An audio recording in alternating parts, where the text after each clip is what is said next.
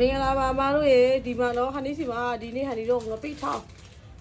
ဒီမှာထောင်းပြီးပါပြီเนาะရခိုင်ငပိထောင်းစစ်စစ်ရပါပြီရှင်ရခိုင်ငပိထောင်းစစ်စစ်ရပါပြီเนาะဒီမှာပါရှင်ရခိုင်ငပိထောင်းလုံးဝရှေရတာစားရှည်တဲ့သူတဲ့အရှုံးဖို့ကိစဉ်အရှုံးဖို့ကတော့ဟန်နီတို့ကလည်းမထက်ထားဘူးရှင်ဘာလို့ဒါရှိတဲ့မရောက်လာဆိုတော့လေမြင်ငပိကောင်းကောင်းလေးနဲ့ထောင်းထားတဲ့ငပိထောင်းဟန်နီစီမှာ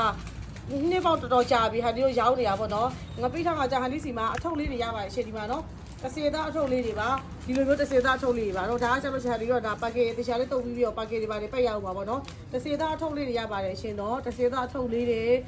အတိကအလေးဆိုတာတော့တစေသားထုတ်လေးပြရောက်ပြီရနော်ကဲလွားလေးတပြမှာပါဒီလေးပြပြပို့ပါတယ်ရှင်ကြာထားလို့လေရတာခါ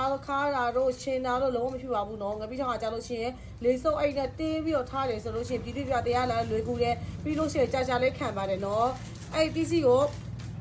လေစောအိတ်နဲ့မထားဘဲနဲ့အပြင်မှာဖွင့်ထားရတော့သူကဘဲပြည့်စီမဆိုတော့တာရှည်ခံဆိုးစီမပါတဲ့အတွက်ကိုဓာတုစီမပါတဲ့အတွက်ကိုတော့ကြာတော့မခံဘူးပေါ့နော်လေစောအိတ်နဲ့တင်းပြီးတော့လေစောအိတ်တေးလေးနဲ့အသေးချာသိသိပြီးတော့ရခိတိတာရဲ့ဒီမှာအေးခန်းလေးမှာအသေးချာအခိခန်းမဟုတ်ဘူးအေးခန်းနော်အေးခန်းမှာတိန်းထားသည်ဖြစ်စေအပြင်မှာလေစောအိတ်ရဲ့အသေးဟွာပေါ့လေမဝေအောင်တိန်းထားလို့ရှိရင်လည်းကြာလေးခံပါတယ်အရသာပြောင်းတာတော့ခါတာတော့လုံးဝမရှိပါဘူးနော်လိုအပ်တဲ့သူများမှာပါထမင်းပူပူလေးနဲ့စအရန်ကောက်ပါတယ်ရှင်ဒီပါကျမတော့အခုနစပြီးပါပြီထမင်းပူလေးနဲ့စအရန်ကောက်ပါတယ်နော်ဒီနေ့မှထောက်တာပါရှင်ဒီနေ့ထောက်ဒီနေ့ပါကင်ပိတ်ပါနော်မနေ့ကကြာလို့ရှိရင်အကုန်လုံးပါလဲသူတွေကိုပို့ပါတော့မယ်နော်